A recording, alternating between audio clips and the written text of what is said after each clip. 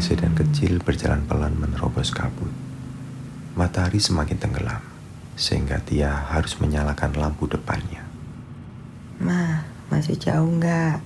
Tanya Siska, putri satu-satunya yang duduk di kursi sebelah. Usianya sekitar 10 tahun. "Mudah-mudahan nggak jauh lagi," kata Tia menenangkan. Sambil terus berjalan pelan, dia membuka fitur Maps di smartphone-nya. "Loh, kok nggak ada sinyal? Masa, Ma?" "Iya sebentar, Mama cek lagi."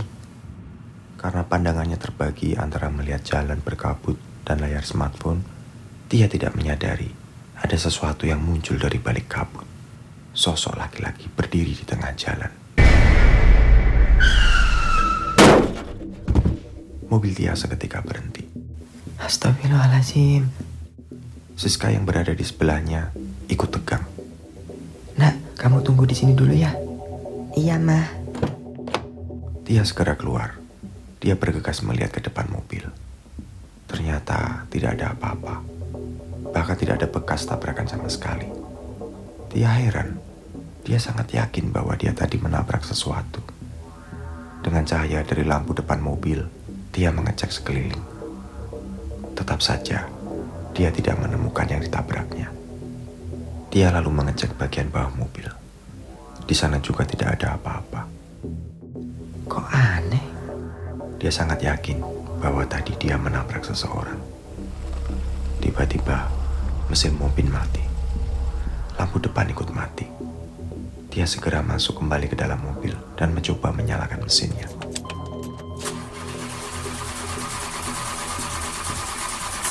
Mobil tidak mau hidup.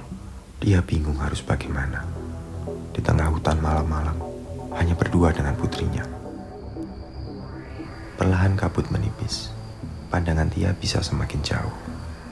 Terlihat cahaya remang-remang muncul tidak jauh dari tempatnya berada. "Nak, ayo kita ke sana. Siapa tahu ada yang bisa menolong kita." Siska menurut.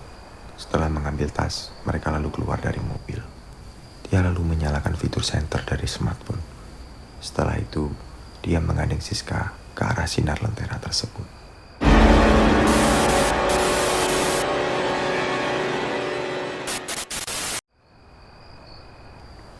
Rumah itu terlihat tua, dengan desain seperti rumah Belanda. Sinar lentera yang muncul dari dalam rumah menandakan ada orang di dalam. Tia memberanikan diri mengetuk pintu depan. "Assalamualaikum." Tidak ada respon. "Assalamualaikum." Panggil Tia lagi. Pintu depan dibuka. Sosok perempuan tua berambut panjang muncul dari balik pintu. "Ada apa, Dok?" "Maaf mengganggu, Nek. Saya Tia, dan ini putri saya, Siska. Mobil kami mogok di sebelah sana. Jadi kami kesini meminta tolong." "Oh, mogok ya. Ya sudah, masuk dulu. Nanti kedinginan di luar. Masalah mobil besok saja dipikirkan. Ayo nak, masuk nak." "Iya, Bu, terima kasih." Jawab Tia sambil mengajak Siska melangkah masuk ke dalam rumah. Nenek mengajak Tia dan Siska duduk di ruang makan. Perabot-perabot di sana tampak tua. Di rumah ini sepertinya tidak ada listrik. Penerangan berasal dari lentera-lentera. Dia tidak mau bertanya, karena nanti bisa menjadi tidak sopan. Di depan Siska terhidang sepiring singkong rebus. Siska tidak tahu apakah dia boleh memakannya. Kamar untuk kalian sudah nenek bersihkan. Kalian bisa istirahat di sana. Kalau kamar mandi ada di belakang. "Terima kasih, Nek. Maaf merepotkan." Enggak, Nak. Nenek malah senang kedatangan kalian. Maklum, jarang ada orang yang datang ke sini. Oh ya, panggil saja saya Nenek Zumi. Tia dan Siska mengangguk. Mereka bertiga lalu menikmati sepiring singkong rebus yang masih hangat bersama-sama.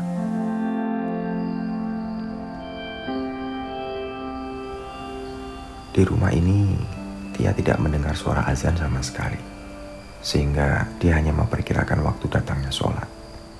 Di rumah ini juga tidak ada jam dinding, tidak ada radio, TV, dan perlengkapan elektronik lainnya. Setelah sholat Isya, Tia merebahkan diri di ranjang, menemani Siska yang tidur lebih dulu. Tia tidak bisa segera tidur. Pikirannya masih berputar, memikirkan apa yang harus dilakukannya besok.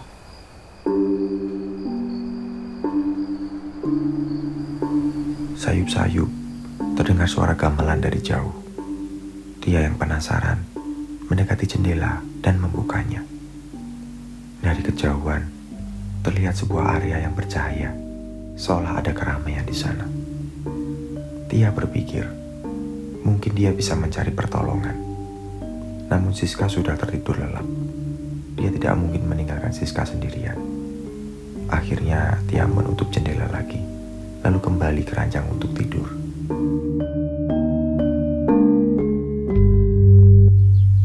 Pagi datang. Tia dan Siska baru saja selesai mandi. Nenek Sumi mengajak mereka ke meja makan. Di sana sudah terhidang makanan yang tampak lezat. Ayam bakar, nasi hangat, sayur asem, dan sebagainya. Sangat berbeda dengan hidangan semalam. Maaf Nek Sumi, kami jadi merepotkan nenek. Tidak apa-apa.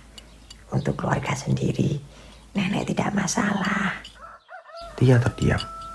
Dia bingung, kenapa Nenek Sumi menganggap mereka seperti saudara. Namun Tia berusaha menghilangkan kecurigaannya. Dia menganggap bahwa Nenek Sumi kesepian, sehingga menganggap dia dan putrinya sebagai keluarganya.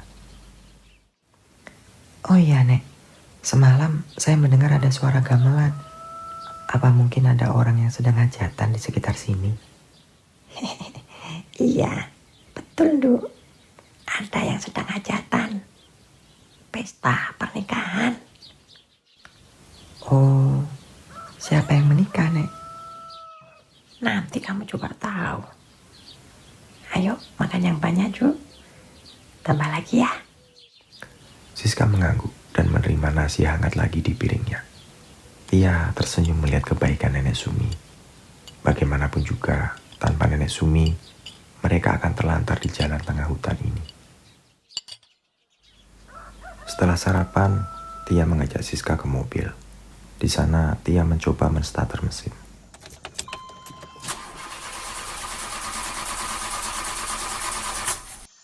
Mobil tetap tidak mau hidup. Tanpa ada pilihan lain, Tia mengajak Siska untuk menelusuri jalan kembali. Mungkin selama perjalanan, mereka akan bertemu seseorang yang bisa membantu mereka. Selama berjalan, Tia baru sadar bahwa jalan yang mereka lewati semalam tampak berbeda. Dia masih ingat bahwa semalam dia masih menemukan jalan aspal. Namun sekarang jalan ini berubah jalan tanah biasa. Dia berusaha berpikir positif. Mungkin semalam kabut sangat tebal sehingga dia salah berbelok ke jalan ini. Selama berjalan, dia berusaha mencari sinyal untuk smartphone-nya. Namun tetap saja tidak ada. Tia tidak menyerah. Dia terus berjalan dengan menggandeng Siska. Tak terasa, mereka sudah berjalan beberapa jam. Tia dan Siska tampak sangat lelah. Mereka belum juga menemukan jalan aspal. Bahkan yang sangat mengejutkan, mereka melihat rumah Nenek Sumi lagi. Tia sangat terkejut. Bagaimana bisa dia kembali ke rumah itu? Padahal jelas-jelas dia dan Siska berjalan menjauhi rumah tersebut. Tia mulai merasakan firasat buruk. Apa yang sebenarnya terjadi? Ma, aku capek. Rengek Siska. Tia terbangun dari lamunan. Oh, kalau gitu kita istirahat ke rumah Nenek Sumi ya? Siska mengangguk setuju. Mereka kemudian berjalan kembali ke rumah Nenek Sumi. Assalamualaikum Nek, Kata Tia dari pintu depan. Tidak ada jawaban. Setelah masuk ke dalam rumah, Tia memanggil lagi. Nek Sumi, Nek. Nek Sumi, panggilnya. Namun tidak ada jawaban lagi. Dia bingung harus bagaimana. Sebagai tamu, dia tidak ingin kurang ajar. Mah, itu ada makanan. Ayo makan, Mah. Renyah Siska. Dia melihat ke meja makan. Ternyata sudah tersedia makanan baru yang juga tampak sangat menggoda. Seolah Nenek Sumi sudah menyiapkan sebelum dia pergi. tapi nenek belum ada. Gak sopan kalau kita makan duluan. Tapi, Mah, Siska sudah lapar. Ya sudah nak, ayo kita makan. Siska langsung riang kembali. Mereka lalu makan bersama tanpa menunggu Nenek Sumi. Tak terasa malam telah tiba. Setelah sholat Isya, Tia hanya bisa menunggu di kamar sambil memeluk Siska. Badan Tia terasa sangat lemas. Siska juga mengerang, memegangi perutnya. Entah kenapa mereka merasa lapar sekali. Tidak biasanya mereka merasakan lapar seperti sekarang. Tia segera membuka pintu dan menemukan Nenek Sumi berada di baliknya. Ayo, Nak, kita ke hajatan di sana.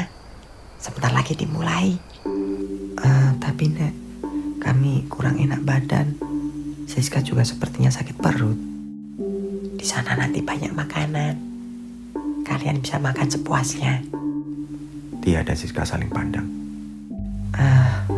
Baiklah nek. Mereka lalu mengikuti Nenek Sumi yang keluar rumah sambil menenteng lentera. Berjalan mendekati arah suara gamelan di kejauhan. Tidak lama kemudian, sampailah mereka di tempat hajatan. Di tempat ini, penerangan berasal dari obor-obor dan lentera-lentera. Tidak ada pencahayaan listrik sama sekali. Tia yang bukan penduduk asli sana, berusaha bersikap sopan kepada orang-orang yang hadir.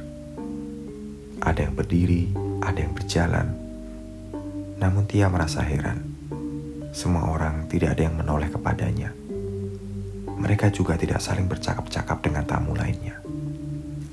Nenek Sumi mendekati panggung untuk mempelai. Di sana terdapat 2 kursi kosong. Mempelainya belum datang nek. Mempelai laki-laki ada di sana. Jawab Nenek Sumi sambil menunjuk. Tampak seorang laki-laki dengan pakaian pengantin adat Jawa melangkah menuju panggung. Tia mengamati pria itu. Entah kenapa, dia seolah kenal dengan wajahnya. Tia lalu mencari ke sekeliling. Terus mempelai perempuannya? Mempelai perempuannya kamu, Nak. Hah? Maksud nenek? Saya sudah punya suami nek.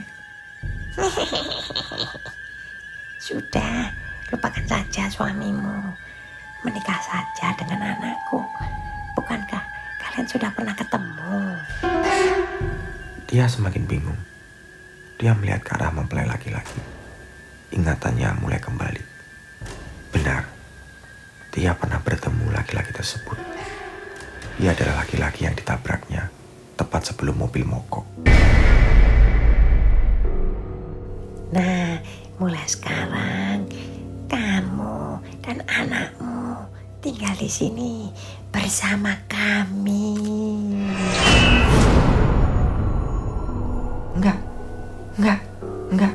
Segera dia menarik Siska, hendak berlari meninggalkan tempat itu. Namun dia sangat terkejut.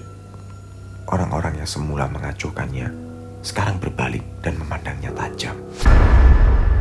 Astagfirullahaladzim. Tak menunggu lama, dia langsung berlari sambil menggandeng Siska. Dengan senter smartphone, dia secepat mungkin berlari menelusuri jalan yang tadi dilaluinya. Dia harus segera keluar dari tempat ini. Tidak lama, sampailah mereka kembali ke rumah Nenek Sumi. Secepat mungkin, dia kembali ke kamar untuk mengambil tas dan perlengkapan lainnya. Setelah itu, mereka segera keluar kamar. Namun di depan kamar, Nenek Sumi sudah menunggu. Mau kemana, Nak? Maaf nek, saya dan Siska harus pulang. Terima kasih sudah menolong saya dan anak saya. Assalamualaikum. Dia segera pergi sebelum Nenek Sumi menjawab. Namun begitu sampai di depan rumah, dia sangat terkejut. Kabut tebal tiba-tiba sudah menyelimuti sekitar. Sudah nak, tidak perlu kemana-mana, di sini saja. Kata Nenek Sumi dari belakang. Tia tidak mau mendengar lagi. Dia segera menarik Siska menerobos kabut. Sambil terus menggunakan senter smartphone, sampailah dia ke mobil lagi. Dengan terburu-buru, Tia membuka kunci dan menyuruh Siska masuk. Setelah mereka di dalam, Tia berusaha menyalakan mesin lagi. A'udzubillahiminasyaitonirrajim. Bismillahirrahmanirrahim. Alhamdulillah. Namun saat dia memasukkan gigi, tiba-tiba tangan yang sangat besar muncul dari bawah mobil. Astagfirullahaladzim.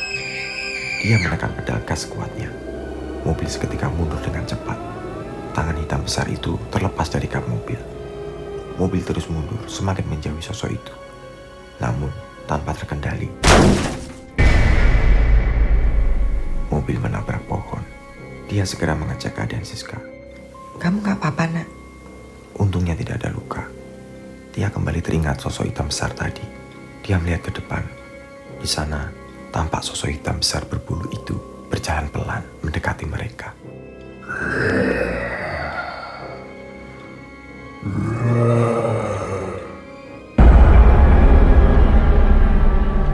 Dia dengan panik kembali menekan gas, berusaha menyalakan mobil ke depan. Namun bannya terperosok ke lubang. Walaupun berputar kencang, mobil tidak bisa kemana-mana. Ayo nak keluar nak, sekarang. Menggunakan senter dari smartphone, dia menggandeng Siska menerobos kabut malam. Dia melafal ayat suci Al-Quran yang diingatnya, terus mengulanginya lagi dan lagi. Dia tidak mau sampai tertangkap oleh makhluk hitam besar itu.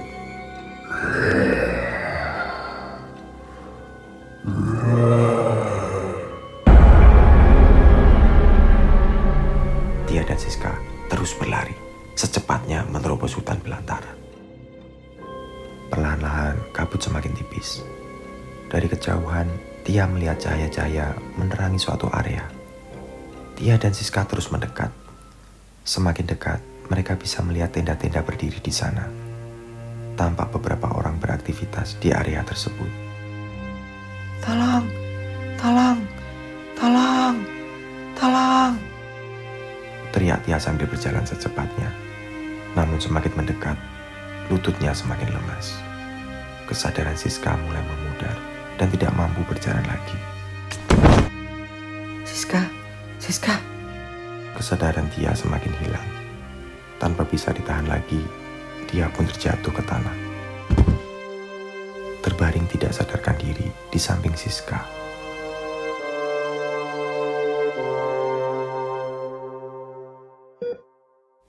Pagi telah datang. Tia membuka mata pelan. Dia melihat dirinya sudah berganti pakaian, berbaring di ranjang sebuah kamar inap. Di sebelah ranjangnya terdapat ranjang lain. Siska yang masih tidur berbaring di sana. Dari balik pintu, seorang laki-laki masuk. Alhamdulillah, akhirnya kamu sadar sayang. Dia langsung mengenali suaminya. Mas Rudi. Alhamdulillah mas. Alhamdulillah. Sebenarnya pada saat itu, ada acara perkemahan yang diadakan sekolah Siska. Ketika Tia mengantar Siska, entah kenapa mereka malah tersesat ke tempat itu. Tia menceritakan semua yang terjadi di sana. Mereka sangat bersyukur Tia dan Siska masih bisa kembali dengan selamat. Dokter yang menangani Tia dan Siska menjelaskan bahwa mereka kelelahan, seolah tidak mendapatkan nutrisi selama beberapa hari.